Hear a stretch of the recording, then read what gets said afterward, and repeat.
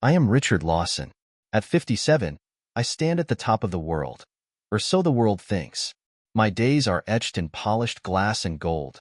I own the skyline of New York City, its steel towers gleaming as a testament to my success. I built this empire from nothing but my ambition and drive. Yet I am a man surrounded by ghosts. Emily. Her name has been both my salvation and my torment. 2 decades have passed since I lost her. People say time heals all wounds, but they're wrong. Time doesn't heal. It erodes, leaving a hollow shell. Every morning, I wake up in the same immaculate penthouse, where Emily's laughter once filled the air. Every evening, I return to the silence of a home that no longer feels like home. My only reprieve is visiting her grave, as though talking to stone might bring back the woman who once held my heart. On one such evening, the rain poured relentlessly, its weight matching the ache in my chest. I left my office late, ignoring calls and dinner invitations. I couldn't bear the forced small talk, the pity in people's eyes. As I stepped out of my car, the rain turned icy, slicking the streets in a mirror of my loneliness. That's when I saw her, a young woman crouched beneath a flickering street lamp, cradling a baby in her arms. She was soaked, her thin coat useless against the storm. The child's wails carried above the rain, a desperate sound I couldn't ignore. I paused, torn between my instincts to move on and something deeper, a tug in my chest I hadn't felt in years. "Are you all right?" I asked, my voice louder than I intended. The woman startled, clutching the child tighter. Her face turned up to mine, young, too young, with shadows in her eyes that spoke of sleepless nights and hardships. "We're fine," she whispered, though her shivering hand said otherwise. "Here." I pulled out my wallet and handed her $350 in cash, the kind I always carried out of habit. "Get food, shelter, whatever you need." Her gaze met mine, disbelief flickering through her tear-streaked face. "Why are you helping us?" I didn't know how to answer. Maybe it was pity, maybe guilt, or maybe, just maybe, her hopeless eyes reminded me of my own. "Take it," I said gruffly, turning away before she could respond. I got back into my car, but as we drove off, her image burned into my mind. The way she held the baby close, shielding him as though her body alone could keep the world at bay. I tried to forget, but I couldn't. That night, I sat in my study, whiskey in hand, staring at the rain streaking the window. Her face haunted me, those sad eyes and the fragility of her situation. For a brief moment, I thought about Emily, about the nights we had dreamed of a family we never had. I had convinced myself it was better this way, safer. Love was too fragile a thing to carry in this world. But I couldn't deny it. Something about that woman and her child unsettled me. The next morning, I followed my routine. Coffee at precisely 6 a.m., business reports, and then my drive to the cemetery. Visiting Emily had become a ritual, a tether to a past I refused to let go. I carried a fresh bouquet of white lilies, the ones she loved. The cemetery was empty, as it always was at this hour. The headstone came into view, polished marble with Emily's name etched in delicate script. I froze mid-step. Someone was already there. The young woman from the night before knelt before the grave, her shoulders trembling as she cradled her baby against her chest. Her sobs, soft and broken, carried through the morning mist. I gripped the bouquet, my mind racing with questions. Why was she here? Why my wife's grave? "Who are you?" I demanded, my voice sharper than intended. The woman gasped, turning to face me. Her eyes, still red from crying, widened in shock. "It's you," she whispered. "Yes, it's me. And you're at my wife's grave," I said, anger lacing my confusion. "What are you doing here?" She swallowed hard, looking down at the headstone. "Emily Lawson. She was my mother." The words hit me like a punch to the gut. I staggered back, dropping the bouquet. "What did you just say?" "She was my mother," she repeated, her voice trembling. "My name is Sophie. I only recently found out who she was." I stared at her, my heart hammering. It wasn't possible. Emily never had a child. "We didn't." "You're lying," I said, shaking my head. "Emily would have told me." "She couldn't." Sophie interrupted, tears streaming down her face. She died when I was a baby. I was raised by another family. I found out the truth only months ago. No, the word escaped me like a growl. You're mistaken. Sophie pulled something from her bag, a small photograph, its edges worn and frayed. She handed it to me with trembling fingers. I looked down and felt the world tilt. It was Emily, younger, radiant, holding an infant in her arms. My knees buckled, and I sank to the bench beside the grave. I couldn't tear my eyes away from the photo. Emily's smile, her smile, looked exactly as I remembered, but the baby in her arms changed everything. You're telling me, I began, my voice barely a whisper, that my wife, Emily, had a child I never knew about? Sophie nodded. I've been searching for answers, for who she was, and for the life she left behind. I never expected to find you. I looked at her, this stranger claiming to be Emily's daughter, and felt as though the ground had fallen out from under me. If this was true, if Sophie was telling the truth, then everything I knew about Emily, everything we shared, was a lie. My world had shattered in a single moment. I sat there, staring at the photograph as if it held the answers to all my questions. My fingers trembled as they traced the edges of the image. Emily's face, so familiar and yet so distant, smiling tenderly as she held the baby. It was undeniable. It was her. The same Emily I had loved so fiercely, the woman whose loss left me in a void for 2 decades. But a baby? A daughter? Sophie stood a few feet away, her arms tightly wrapped around the baby, as if to shield herself from the intensity of my gaze. I don't expect you to believe me right away, she whispered. I barely believed it myself when I learned the truth. The wind picked up, sending fallen leaves skittering across the cemetery. I dropped my head into my hands, my mind swirling with disbelief and anger. This doesn't make sense. Emily and I were together for years. My voice faltered. What was I even trying to say? That I knew my wife? That the love we shared was pure, free of secrets? She was afraid, Sophie said quietly, breaking the silence. Afraid? I snapped, lifting my head. Afraid of what?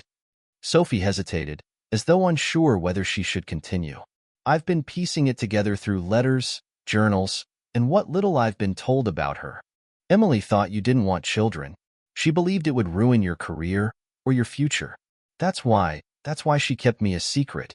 I stood abruptly, my legs unsteady as though the earth itself had betrayed me. That's ridiculous, I muttered, more to myself than her. Emily and I talked about having a family. She knew I wanted a life with her. Why would she think that? Sophie took a step forward, her voice steady now. Maybe something you said. Maybe she misunderstood. Sometimes, one sentence can change everything. I turned my back on her, unwilling to accept it. I had spent 20 years cherishing the truth of who Emily was. The kind, gentle woman who was the center of my universe. Was it really possible that all these years, a part of her, an entire life, had been hidden from me? And worse yet, had I unknowingly caused it? I looked back at Sophie. She looked like Emily in ways that unsettled me. Her jawline, the shape of her eyes, the way she held her baby protectively. The resemblance was undeniable. How can I trust any of this? I asked, though my voice had softened. You could be lying. This could be some elaborate scam. I'm not lying, she said firmly, her chin lifting. I don't care about your money. I only care about knowing who my mother really was. Her words hit me like a hammer. The certainty in her voice shook me. For the first time, I saw her pain clearly, a pain that reflected my own. The baby stirred in her arms, whimpering softly. Sophie rocked him gently, whispering soothing words until he calmed. Watching her, I felt a pang in my chest, something I hadn't felt in years. Regret. Longing. What's his name? I asked finally, my voice barely audible. Daniel, she replied, glancing down at the baby. He's all I have. Daniel. My mind stumbled over the word. This boy, this tiny innocent child, might be my grandson, my flesh and blood. The thought made me dizzy. I need time, I said after a long silence. Time to process this, to understand it. I understand, Sophie said softly. I'll leave you alone. She turned to go, her figure small and fragile as she walked away, the baby cradled against her shoulder. I watched her until she disappeared through the cemetery gates, leaving me alone with Emily's grave and a truth I didn't know how to handle. That night, I couldn't sleep. I paced my penthouse like a caged animal, the city's glow filtering through the windows. Emily's face haunted me, smiling, laughing, the way she looked on our wedding day. Memories that had once brought me solace now felt like jagged glass. Did I ever really know her? I sat at my desk, pulling out an old leather-bound journal I had tucked away in a drawer. It was Emily's. I hadn't touched it in years. Reading it had always been too painful. My hands trembled as I flipped through the pages, searching for answers in her words. And then I found it. A page, dated late into our relationship. The ink was smudged, as though she had cried while writing it. I don't know what to do. Richard works so hard, so tirelessly, for a life he believes we need. I love him so much, but I fear he doesn't want this, a child. I overheard him once, telling a colleague that kids would ruin his focus, his momentum. He doesn't know I'm pregnant. I'm terrified to tell him. What if he resents me? What if he leaves? I couldn't bear to lose him. The journal slipped from my hands. My heart thundered in my chest. My words. A single careless conversation I'd long forgotten. I'd said those words, probably in frustration after a hard day. Emily had heard me and believed it.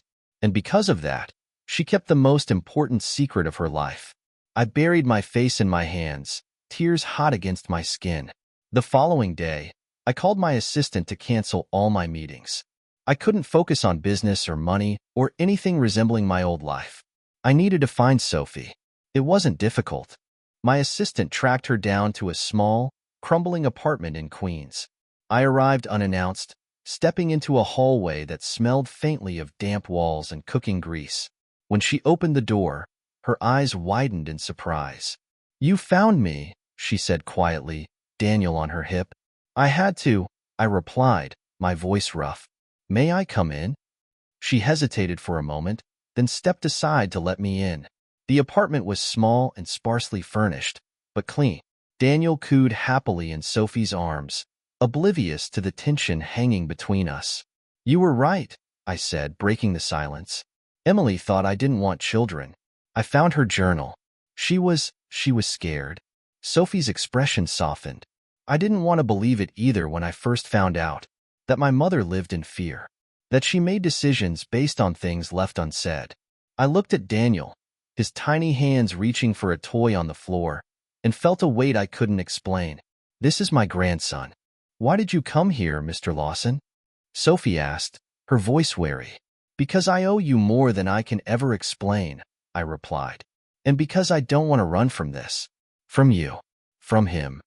Sophie's eyes filled with tears, but she blinked them away quickly. "What does that mean?" "It means I want to know you," I said firmly. "I want to know my grandson. And if you'll let me, I want to be the family I should have been from the start." Sophie looked at me for a long time, her guard slowly dropping. She nodded, a small, uncertain smile breaking through. "Okay," she whispered. I didn't know it then, but that moment, the simple word okay, would mark the beginning of my redemption. The days that followed were a mix of emotions I hadn't experienced in years: anticipation, regret, and the faintest glimmer of hope. Sophie and I began meeting regularly, slowly unraveling the complex threads of our connection. It wasn't easy. Every conversation felt like tiptoeing through broken glass, carefully avoiding the sharp edges of the past. I would pick her and Daniel up from their tiny apartment in Queens, always noticing how Sophie's life was defined by struggle. She'd worked 2 jobs, lived paycheck to paycheck, and yet, there was a quiet strength about her that reminded me so much of Emily. She never complained. She didn't pity herself, and despite her circumstances, she radiated love for her son and, I began to suspect, for a mother she barely knew. One evening, I took them to Central Park. The air was cool, with the first hints of autumn turning the trees golden. I watched Sophie spread a small blanket on the grass for Daniel, who babbled happily as he grabbed at blades of grass. It was such a simple moment, yet it struck me like a lightning bolt. I had spent decades drowning in grief for Emily, convinced that my love for her had left me utterly alone. And yet here was life, tiny hands, a small giggle, and Sophie's steady presence, all growing from the very woman I had mourned. "Richard," Sophie said softly, breaking my thoughts, "why did you stop living after my mother died?" I looked at her, surprised by the raw honesty of her question. "I didn't stop living," I replied, though even as I said it, I knew it was a lie. I just didn't know how to keep going without her. Sophie sat beside me, her gaze fixed on Daniel. "I get it. Losing someone you love like that. It breaks you. But you had so much. You built an empire. You could have moved on." "I couldn't," I admitted. "It's like she took my heart with her when she died. Every day without her was a reminder of what I'd lost." Sophie turned to face me, her eyes serious. "But you didn't lose everything. You lost her. Not the chance to live, or to find happiness. You chose to hold on to the pain." Her words, so blunt and yet so true, sliced through me. I wanted to argue, but I couldn't. For the first time in years, I faced the truth. I had chosen my solitude. My grief became my prison, and I had willingly stayed inside, surrounded by my work, my wealth, and the ghost of Emily. We sat in silence for a while, watching Daniel as he laughed at a falling leaf. Finally, I spoke, my voice quiet. "I don't want to hold on to it anymore, Sophie. I don't know if it's too late, but I want to know you. I want to be a part of your life, if you'll let me." Sophie's expression softened, and she nodded slowly. "You're already a part of it. You just have to show up." In the following weeks, I began to show up. I brought Daniel small toys, picked Sophie up from work when it rained, and invited them to dinners at my penthouse. The cold, sterile place that had once been my fortress of solitude started to feel different. Daniel's tiny feet padded across the floors, his laughter echoed through the empty rooms, and Sophie's presence warmed the space in a way I couldn't explain. It wasn't just about them, though. Slowly, I started to rediscover parts of myself that I thought were gone forever. I began to notice the little things again: the smell of fresh coffee, the way the city looked at dusk, the joy in a child's smile. Daniel had this way of pulling me into the present, even when I felt stuck in the past. One evening, as Sophie and I sat in my living room watching Daniel play with blocks, she brought up something unexpected. "There's one more thing," she said carefully. "I found something, a letter. From someone named James Porter." My body tensed at the name. James Porter. A name I hadn't heard in years. He had been my closest friend once, before Emily came into my life. I hadn't thought about him since long before her death. "What kind of letter?" I asked. Sophie hesitated before pulling a folded envelope from her bag. "I found it in my mother's things. It's addressed to her, from him." I took the letter with trembling hands. The handwriting was unmistakable, James's bold scrawl across the yellowed paper. I didn't want to read it, but something in Sophie's expression told me I needed to. The letter was short, but the words hit me like a punch to the gut. "Emily, I know what we had was a mistake, and I'll never forgive myself for hurting Richard. Please don't tell him. He doesn't need to know. What we shared is in the past, and Richard is your future. Don't let this ruin what you have." "James," the letter fell from my hands as anger surged through me. My mind spun. Emily had never told me about this, about him. Had she betrayed me? Had her love been a lie all along? "Richard," Sophie said gently, seeing the turmoil on my face. "The letter's old. I don't think I need answers," I interrupted, standing abruptly. "I need to know the truth." The next day, I tracked James down. It had been over 2 decades since we'd spoken, but money and power opened doors, even ones buried in the past. James was living in a modest house upstate, far from the ambitious, sharp man I'd once known. When he opened the door, his face went pale. "Richard," he said, almost breathless, "I didn't think I'd ever see you again." "I need to know," I said, holding up the letter. "What is this? Did you and Emily?" James sighed, his shoulders slumping. "Come in. I'll tell you everything." We sat in his small, cluttered living room, the air heavy with tension. "Yes," he admitted after a long silence. Emily and I, it happened, but it was brief. And it was before you and she were serious. She loved you, Richard, more than anything. What we had meant nothing to her. I clenched my fists, trying to process his words. Then why didn't she tell me? Because she was afraid, James said. Afraid it would destroy you. She didn't want her past to taint what you two had. She chose you, Richard. Always you. I left James's house feeling hollow. The revelation stung. But in my heart, I knew he was telling the truth. Emily had loved me. Whatever had happened between her and James was a shadow of the past, and it was up to me whether I let it haunt me. As I drove back to the city, I thought of Sophie and Daniel. The pain of the past was still there, but for the first time, I realized I had a choice. I could let it define me, or I could let it go. I spent the long drive back to New York reflecting on the truth I'd uncovered.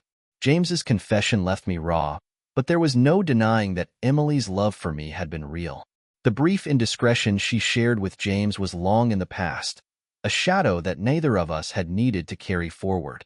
I had allowed my grief and bitterness to blind me to the deeper truths about love and forgiveness. But now, everything felt different. Sophie and Daniel had become the thread stitching my life back together, slowly and imperfectly. It wasn't about filling the void Emily had left. No one could. But they offered me something I hadn't dared hope for. A second chance? The next day, I called Sophie and asked her to meet me for lunch. I chose a quiet bistro tucked away on the Upper West Side, far from the usual crowds. She arrived with Daniel in tow, cradling him against her shoulder as she navigated through the tables. Watching her made my heart ache. Sophie was so much like Emily, yet so distinctly herself, strong, resilient, and unfalteringly honest. "Hey," she said softly as she settled into the chair opposite me. Daniel squirmed until she sat him in a booster seat, his tiny hands reaching for the spoon on the table. "You sounded serious on the phone." "I needed to talk to you," I admitted, my voice low. "I saw James Porter yesterday." Her face tensed at the mention of his name. "And? What did he say?" "The truth," I said simply. "What happened between him and your mother was real, but brief. It was before she and I were together. She chose me, Sophie. Whatever doubts I had, they're gone now." She looked at me carefully, as though trying to gauge whether I truly believed my own words. "Do you feel better knowing that?" I paused, choosing my response carefully. Better isn't the right word. It still hurts, but I understand her more now. Emily loved me, and she spent her life trying to protect me, even from the truth. I spent 2 decades resenting the silence she left behind, but I think she was just scared. Scared I wouldn't be strong enough to handle it. Sophie nodded quietly, letting the weight of my words settle. "I don't think I'll ever fully understand why she kept me from you. But I don't want that to matter anymore, Richard. I don't want us to be stuck in the past. You're here now, and that's enough for me." Her words hit me like a wave of relief. I had spent so long fighting ghosts, fighting Emily's absence, her secrets, my own regrets, that I hadn't realized how much strength lay in letting go. Sophie was right. The past couldn't be undone, but it didn't have to control the future.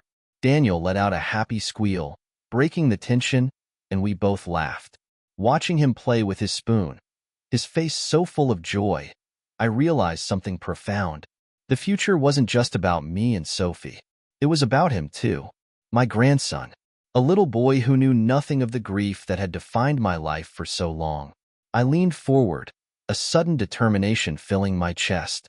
"Sophie, I want to help you and Daniel. Really help you." She shook her head immediately. "Richard, no. I don't want charity." "It's not charity," I said firmly.